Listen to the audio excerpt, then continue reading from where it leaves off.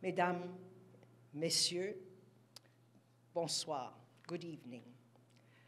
Il me fait extrêmement plaisir d'être ici ce soir pour souligner le 30e anniversaire du Centre de recherche informatique de Montréal, le CRIM.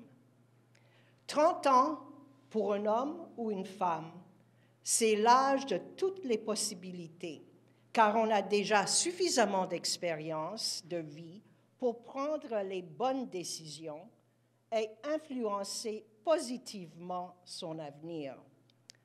À mes yeux, c'est la même chose pour le crime.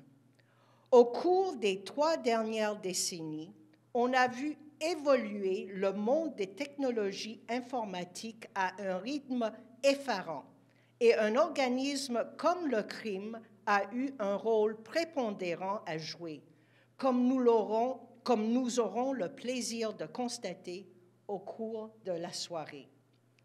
De mon côté, j'aimerais rappeler que notre gouvernement tient à prendre le virage des technologies dans un système politique ouvert et transparent et qui invite la participation citoyenne.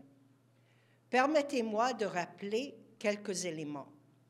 D'abord, en octobre 2012, le Premier ministre d'alors, Jean Charest, a mandaté le député de Verdun et leader parlementaire adjoint, M. Henri-François Gautrin, pour analyser l'utilisation du Web 2.0 au gouvernement et proposer des stratégies d'action afin que le Québec puisse en tirer tous les avantages possibles. En mai 2012, ce qu'il conviendra d'appeler le rapport Gautrin est déposé à l'Assemblée nationale, invitant le gouvernement à s'engager sur la voie du gouvernement ouvert. À notre retour au pouvoir en avril 2014, le Premier ministre Philippe Couillard relance ce projet, réitérant son engagement à offrir aux citoyens le gouvernement le plus ouvert et transparent que le Québec ait connu. C'est aussi à ce moment que le Premier ministre nous a confié, au ministre Jean-Marc Fournier et moi, alors que j'étais adjointe parlementaire du ministre responsable de l'administration gouvernementale et de la révision permanente des programmes et président du Conseil du Trésor, c'est long, le mandat d'examiner les lois concernées afin de permettre une meilleure divulgation des informations d'intérêt public. C'est là une de mes priorités. J'y travaille depuis ma nomination et j'aurai prochainement, et je l'espère, des projets de loi innovants à soumettre aux parlementaires qui démontrent que cette volonté sera incarnée durant ce mandat. Mais qu'est-ce qu'est un gouvernement ouvert? Un gouvernement ouvert consiste à s'ouvrir vers une plus grande transparence, vers une participation citoyenne plus active et vers une meilleure collaboration entre les employés de l'État. Cela s'articule autour de 3 axes. D'abord, la transparence favorise la reddition des comptes en fournissant au public des informations sur les actions entreprises par le gouvernement. Il s'agit de rendre de manière proactive l'information gouvernementale plus accessible aux Québécois, donc plus facile à trouver et à utiliser. La transparence n'est pas seulement une question d'accès à l'information, comme on l'entend dans le cas de la législation sur l'accès aux documents des organismes publics et sur la protection des renseignements personnels. C'est aussi la possibilité de partager et d'utiliser l'information et les données. Les récipiendaires des données et informations doivent avoir cette liberté, ce qu'on appelle une licence. Bien souvent, pour être en mesure de bien saisir le sens et le contenu d'informations, de pouvoir faire des comparaisons, de les analyser, de les visualiser, il faut que ces informations et données soient dans un format qui permet leur utilisation et réutilisation, ce qu'on appelle le format ouvert. Par exemple, fournir des documents sur format papier ne permet pas de recouper facilement et librement des données, surtout lorsqu'il s'agit de tableaux. Les données rendues disponibles en format ouvert permettent de créer des banques de données, de procéder à des analyses, de recouper des données, d'extraire facilement des données de diverses sources pour en créer des nouvelles. La participation égale et non discriminatoire de tous les citoyens contribue au processus décisionnel et à la formulation de politiques, puisqu'ils bénéficient des connaissances, des idées et de la capacité de surveillance de la population. La participation citoyenne est une des bases de la démocratie. Et nous savons très bien entre nous que la démocratie est très fragile. Il faut se battre pour le conserver. C'est de cette manière que les citoyens peuvent participer à l'élaboration de politiques publiques, mieux comprendre les divers facteurs qui sous-entendent ou qui ont été considérés lorsqu'une décision gouvernementale a été prise, un programme est mis en place. On espère que la participation citoyenne et la compréhension des enjeux communs qui en découlent permettent à un plus grand nombre d'adhérer aux décisions publiques. Enfin, une meilleure collaboration entre les acteurs gouvernementaux et entre les acteurs gouvernementaux et les citoyens est une source d'amélioration de l'efficacité de la fonction publique. Cette approche permet d'obtenir des meilleurs résultats sur le plan de la qualité et de l'efficience et de la rapidité.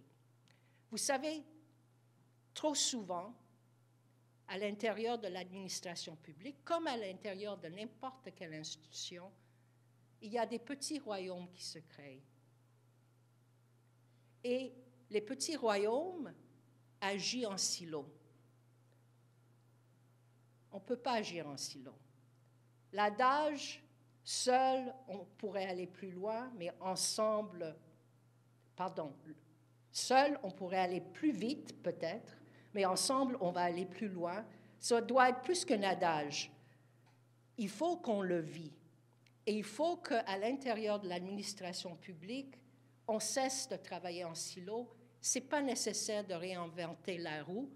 Et si on se parle, il y aura des efficiences, des efficacités. On pourra beaucoup mieux faire. Cela implique un changement de culture. Et ce n'est pas toujours évident, mais piano, piano, nous allons réussir. Dès mai 2012, le gouvernement libéral a mis en place plusieurs mesures et outils pour favoriser la transparence et favoriser la mise en œuvre du rapport Gautran. Il y a la mise en place du portail d'accès à des données publiques, qui est données.gouv.qc.ca. Il y a la mise en place du tableau de bord interactif sur l'état de santé des projets informatiques.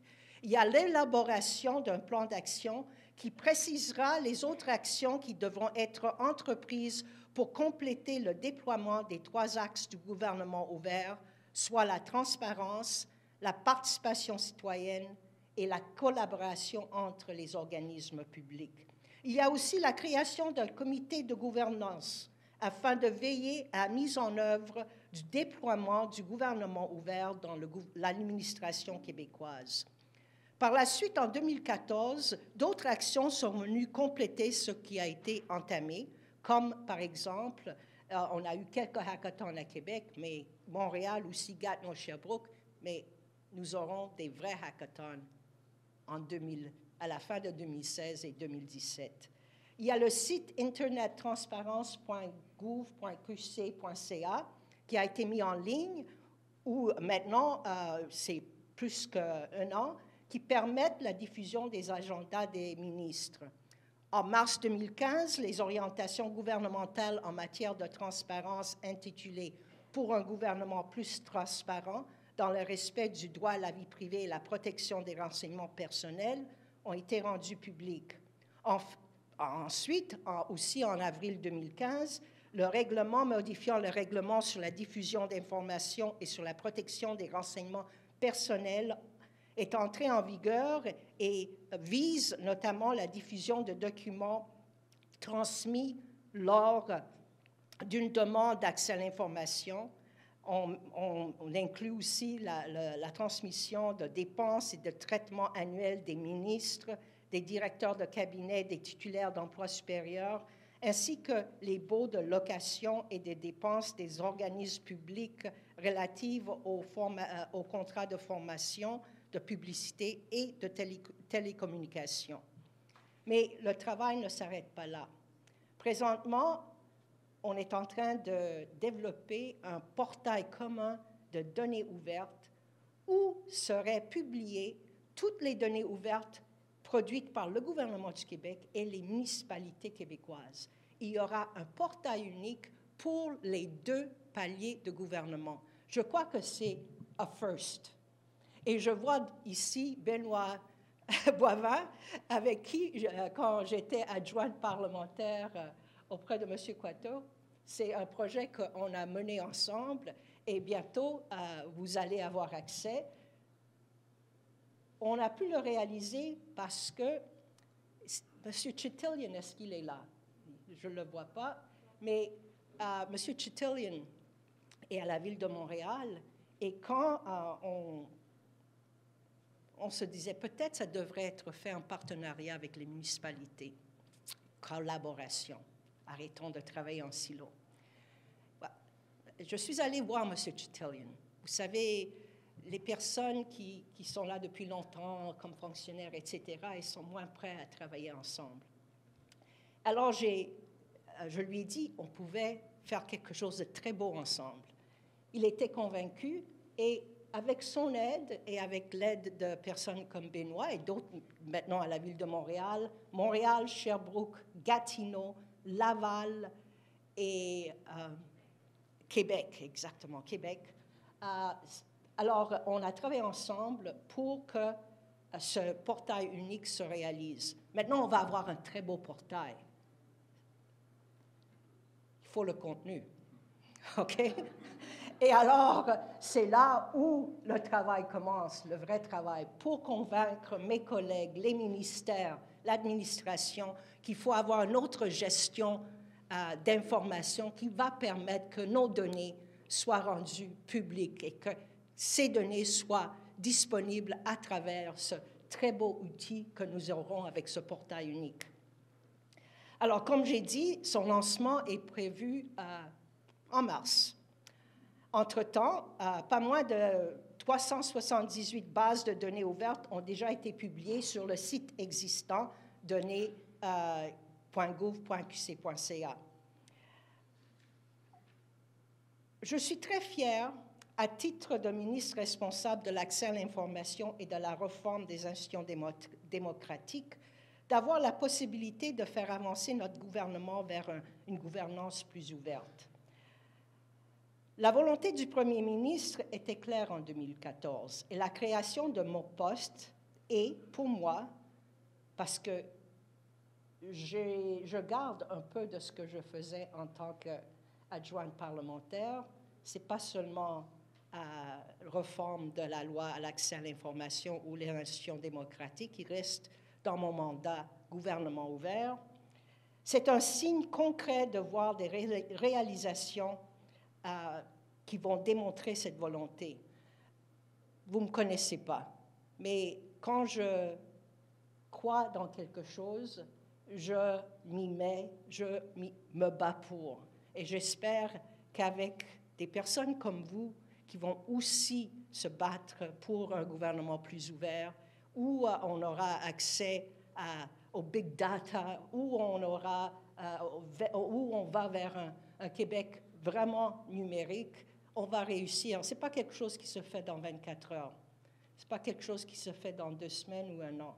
Il faut regarder à un projet à long terme et il faut le faire correctement. Et je sais que ma collègue, Mme Anglade, elle est responsable de présenter une stratégie sur le numérique, mais ce dont je parle fait en partie de cette stratégie. Sa stratégie est beaucoup plus globale, mais je vais faire ma part.